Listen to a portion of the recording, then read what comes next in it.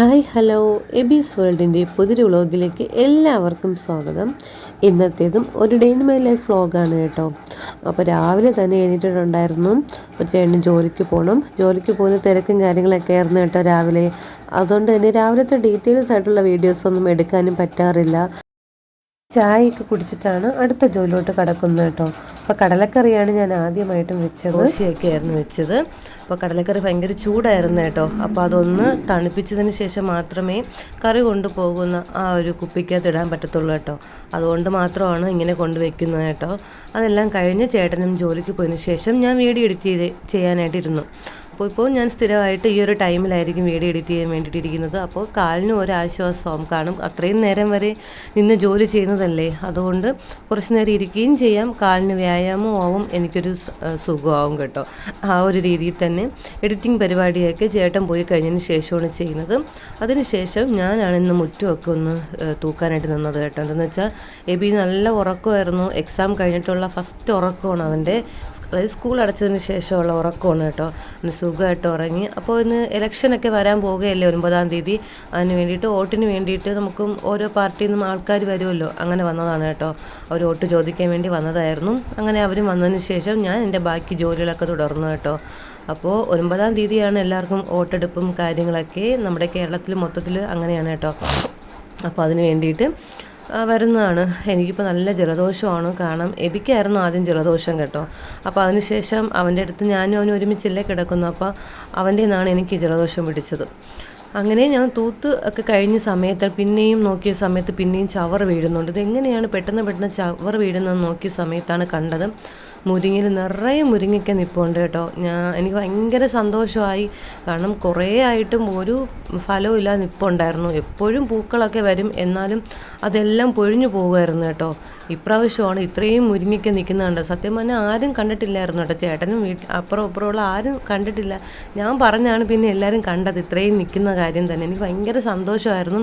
നിറയെ നിൽപ്പുണ്ട്. നമ്മൾ സാധാരണ ഞാനും അശ്വിനിയും കൂടെ വെങ്ങാനൂർ ചന്തയിൽ പോയപ്പോൾ പോലും 2 എണ്ണത്തിനായിരുന്നു അവർ 30 രൂപ വാങ്ങിച്ചിട്ടുണ്ടായിരുന്നു കേട്ടോ. ഭയങ്കര നമുക്ക് തന്നെ അതിശയം തോന്നി. 2 ചെറിയ മുരിങ്ങയ്ക്കയ്ക്ക് പോലും അവർ 30 രൂപ വാങ്ങിച്ചിട്ടുണ്ടായിരുന്നു. അപ്പം ഞാൻ പെട്ടെന്ന് ഇത് കണ്ട സമയത്ത് എനിക്ക് അശ്വിനിയാണ് ഓർമ്മ വന്നത്. നമുക്കിനി ഫ്രീ ആയിട്ട് എടുക്കാമല്ലോ എന്ന് കരുതി. അപ്പോൾ ഇത് തനിമയ്ക്ക് വേണ്ടിയിട്ട് പൊടിക്കാൻ വെച്ചതാണ് കേട്ടോ പച്ചരി.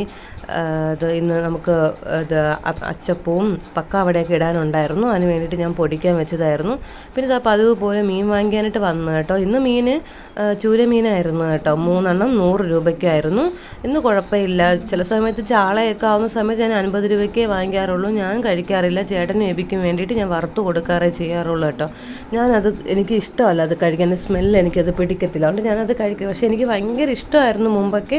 ഇപ്പോഴും ഞാനതൊന്നും കഴിക്കാറില്ല. എന്നുവെച്ചാൽ എബിയെ പ്രസവിച്ചതിന് ശേഷം. അതിന് മുന്നേക്ക് എനിക്ക് ഭയങ്കര ഇഷ്ടമാണ്. മരിച്ചിനിയും ചാളമീനൊക്കെ കൂട്ടി കഴിക്കാൻ ഭയങ്കര ഇഷ്ടമായിരുന്നു കേട്ടോ.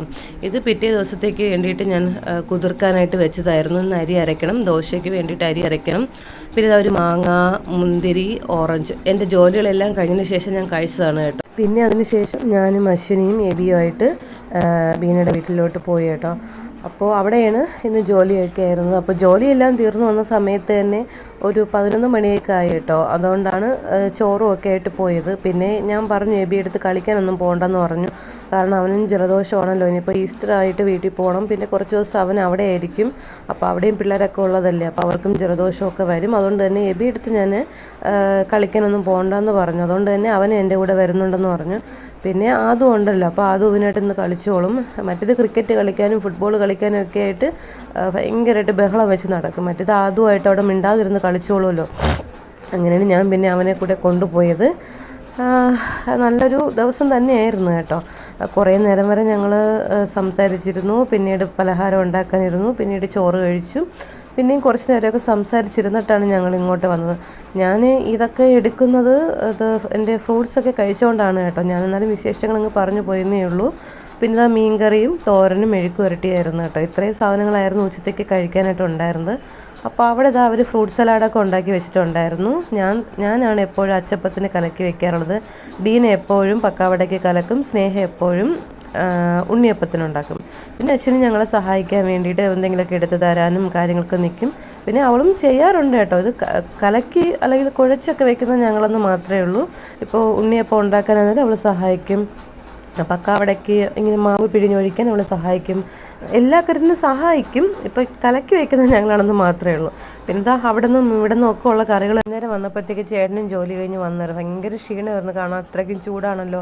അപ്പോൾ ഒരു തണ്ണിമത്തം വാങ്ങിച്ചിട്ട് വന്നിട്ടുണ്ടായിരുന്നു കേട്ടോ. അപ്പോൾ അശ്വിനിക്കും പകുതി കൊടുത്തു വിട്ടതിന് ശേഷം ഞങ്ങൾ പകുതി എടുത്ത് വെച്ചിട്ട് ഞങ്ങൾ രണ്ടുപേരുടെ ഒന്ന് കഴിച്ചു കേട്ടോ. അപ്പോൾ എബിക്ക് ഇപ്പോൾ വേണ്ട, അവൻ പിന്നീട് കഴിച്ചോളാം എന്ന് പറഞ്ഞതുകൊണ്ട് തന്നെ അവൻ നിൽക്കുകയാണ്. പിന്നെ അവന് കളിക്കാൻ പോട്ടാന്ന് ചോദിച്ചുകൊണ്ട് അങ്ങനെ നിന്ന് കറങ്ങുകയാണ് കേട്ടോ. ഞാൻ അവനെ വിട്ടില്ല, ഭയങ്കര കരച്ചിലൊക്കെ ആയിരുന്നു, കാരണം ജലദോഷം പിന്നെയും വരും, അതുകൊണ്ടാണ് കളിക്കാൻ വിടാത്തത്.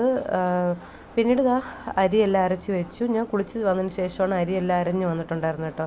അരി അരച്ച് വെച്ചു. ഇപ്പോൾ ഒരു കവറ് പാല്, ഒരു കുപ്പി പാലൊക്കെ ഇടായിപ്പോയി കേട്ടോ. അത് ഞാൻ തൈര് ഉറവഴിക്കാൻ വേണ്ടി മാറ്റി വെച്ചു. പിന്നെ ബാക്കി പാലൊക്കെ എടുത്ത് കാച്ചിയും വെച്ചു. പിന്നെ ഞാൻ ചായ ഇടാൻ വേണ്ടി നിന്ന് കേട്ടോ. ചേട്ടനും എബിയും കൂടെ റേഷൻ വാങ്ങിക്കാൻ വേണ്ടിയിട്ട് പോയായിരുന്നു കേട്ടോ. ഇന്ന് വാങ്ങിക്കാൻ താമസിച്ചു, മറന്നുപോയി കേട്ടോ. ഇന്ന് 7 മണി വരെയല്ലേ ഉണ്ടായിരുന്നുള്ളൂ, അതുകൊണ്ട് തന്നെ അവരത് വാങ്ങിക്കാൻ വേണ്ടിയിട്ട് പോയായിരുന്നു കേട്ടോ. വന്നപ്പോഴത്തേക്ക് 8-8:30 മണിയോളമായി, നല്ല ലേറ്റായി, ഒരുപാട് ആൾക്കാരുണ്ടായിരുന്നു പറഞ്ഞു കേട്ടോ. അപ്പോൾ ഇതൊക്കെയാണ് കേട്ടോ ഇന്നത്തെ ഒരു കുഞ്ഞു വ്ളോഗ്. നിങ്ങൾക്ക് എല്ലാവർക്കും ഈ ഒരു കുഞ്ഞു വ്ളോഗ് ഇഷ്ടപ്പെടുകയാണെങ്കിൽ നിങ്ങളെല്ലാം തീർച്ചയായിട്ടും ലൈക്ക് ചെയ്യുക, ഷെയർ ചെയ്യുക, സബ്സ്ക്രൈബ് ചെയ്യുക, കമൻറ്റ് ചെയ്യുക. ബൈ.